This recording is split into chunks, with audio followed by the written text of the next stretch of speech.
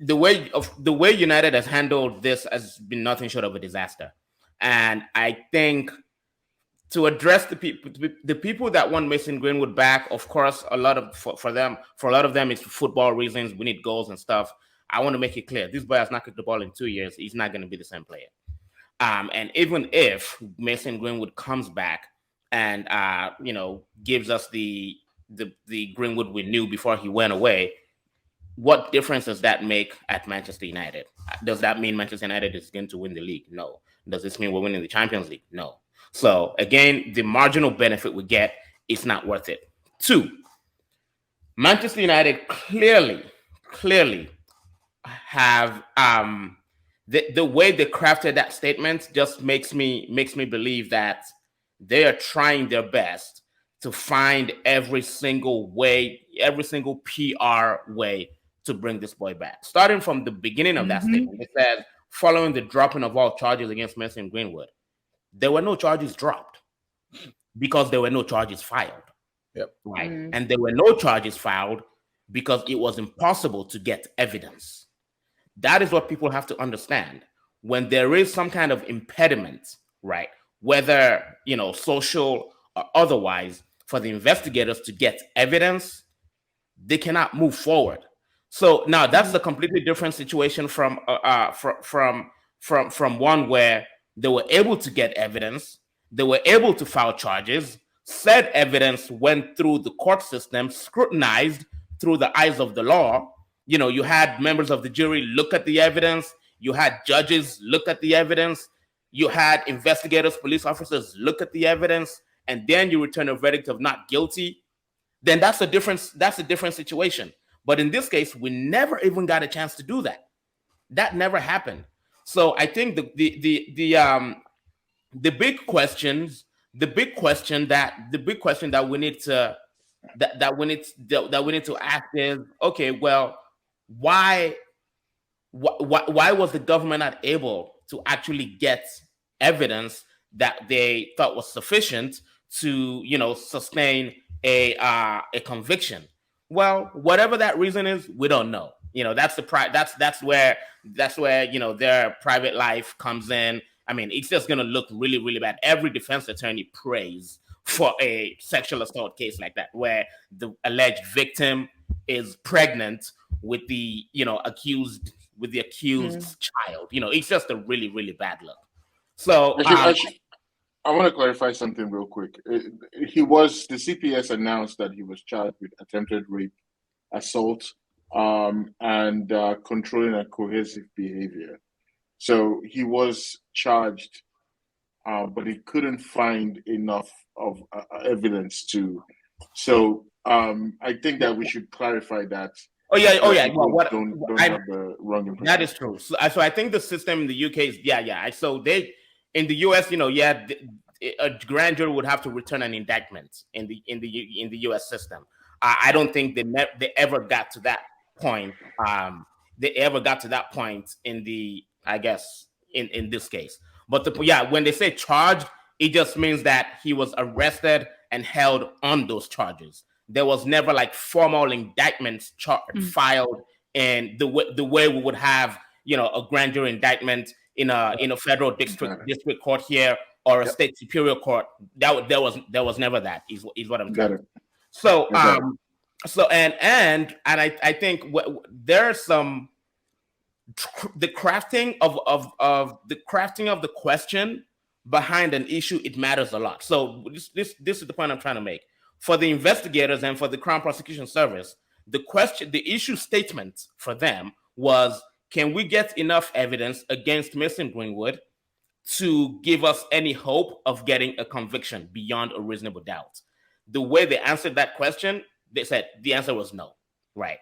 Now, when Manchester United came back and said that we were going to conduct our own investigation, the presumption they gave the public was that they would be asking the same question, that their issue statement was going to be the same, which would presumably be that, well, can we find any evidence, right, that Mason Greenwood committed the act?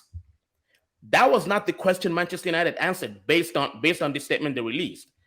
The question Manchester United was asking was, what does she want? And the part of their statement, so they says, throughout this process, the welfare and the perspective of the alleged victim has been Right. central to the. So it's not what is central to United's case is not whether Mason Greenwood committed the act. What is central to United's investigation is the welfare and the perspective of the alleged victim. How do you answer the question of the welfare and perspective of the alleged victim? Well, by speaking to the alleged victim, right? And you talk to the alleged victim and you ask, Miss, what do you want in this case? How do you feel? What are you feeling like? Do you want Mason to come back? And she's going to say, yes. And that is a reflection of the bigger issue Linger and I were talking about, that victims will always go back. 9 times out of 10, they will go back. I used to be a public defender, and I had a lot of domestic violence cases. We didn't go to trial on those cases because they wouldn't come to court. In most cases, they will come back and they will say the right things, and they will make it look like things are okay. Now, at what point do we draw the line between interfering in somebody's private life? They have a child with this person. They have they're engaged to be married. At what point do we draw the line between respecting that privacy versus, are you really okay? Can we really listen to you? Can we really trust what you say? So, and I think Manchester United they succeeded in narrowing the issue to the wrong question. I think they were answering the wrong question, and they deceived the public by making us think that they were going to answer the question of whether Mason did. I think in this Greenwood issue, I think I honestly I wanted to see the outcome of the case before commenting on it, and now that the CPS charges have been dropped, I wanted to just say, I think we have to be careful, and I think there's two schools of thought here. We have to be able to, either say we're going to let the court of law decide, and that should be where the standard is held, or the court of public opinion. I'm not saying that Greenwood is innocent. Don't get me wrong. I wasn't there. We weren't there. But it looks bad. It looks very, very, very bad. And I will say probably if someone had to say, okay, is Greenwood innocent? I'll say probably not. But what I will say is this also, and we have to be careful, is that everybody has a right. Everybody. I'm an advocate that when people come out of prison, they should be reintegrated into society and be allowed to work. Yeah. If we are now saying that, do you know what? Because somebody who has not been found guilty, right, is then not allowed to pursue their chosen profession because of public outcry, then where does it end? Because then, if that's the case, I work for a small fintech company. Because people then say, do you know what? Somebody who has committed a crime can't come and work for the company I work in. Then if someone then says, because the thing is that people will not be happy, right, unless Greenwood is working in Costco. Then it's then going to be like, well, that's fine. So let me then ask you a question.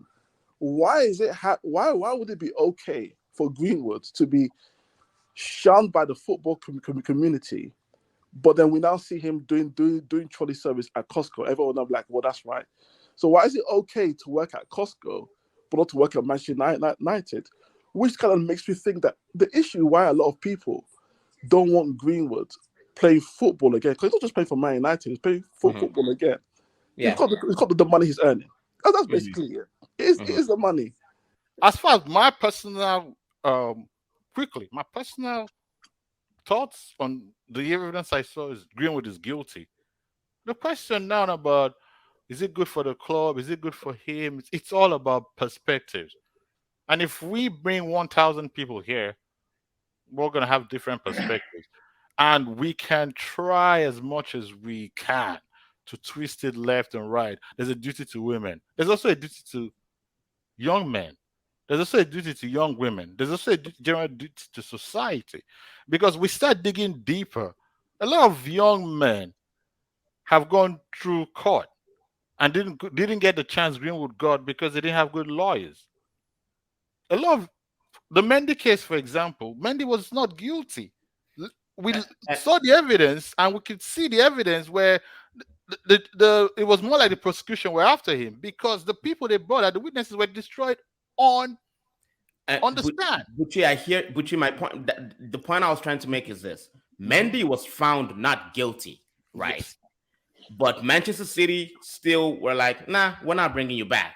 No, his Why? contract finished. His contract expired. That is. Hold on. Mhm. But the point I'm trying to make is Manchester City, Mhm. regardless of the verdict that found him not guilty, they decided this is not a good look for our club. But he plays at Lorient right now in France. He's in Ligue 1, and his career is not completely shot. He's still playing football. Okay. But my point is, what made Manchester United look at this whole thing, right, and say Because it is good for our club for us to bring him. okay, now let me make my main point.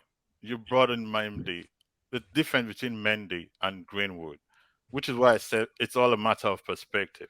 I don't want to be in a position of defending Greenwood, and I'm not trying to defend him. I mean, neither am I trying to defend Manchester United. But when we talk about empathy and all of this, we have to understand that empathy is dependent on the person and the situation. There are people that would see somebody hungry and go begging on the street and they will go, whatever, go get a job. And there are people that will be like, no one should be hungry on the street. Empathy is dependent on the person and the situation. Mendy, his contract was expiring. Mendy is not folding. He's not Haaland. He's not somebody that Man City brought up as a child that they can just walk away from. Greenwood has a long community in that club. Someone here mentioned, oh, Manchester United cut off Tuanzebe, cut off all these guys. After how many years? Tuanzebe was in Manchester United for so long. They kept giving him chance after chance after chance. They renewed his contract even when he was injured. So football clubs are very, very, yes, they can be very, very cutthroat, but they also can be very, very caring, especially to people that they brought up from the academies. We've seen this over and over again. We've seen clubs rehabilitate people that were injured. Just keep them. So, but this is not a case of someone that is injured. This is a very nasty case. The problem we have is that, unfortunately, it is not one of those cases where you can say if they make this decision, they're 100% wrong. If they make this decision, they're 100% right. Manchester United has a case. To me, it'll sack Greenwood immediately. They have a case without a doubt. And Greenwood would have much to argue. They can sack him for bringing the club into disrepute. They have many, many things to do. Yeah. But at the same time, they can also go, we've known this boy since he was 9 years old. If we sack this boy and then tomorrow he shoots himself, what happens?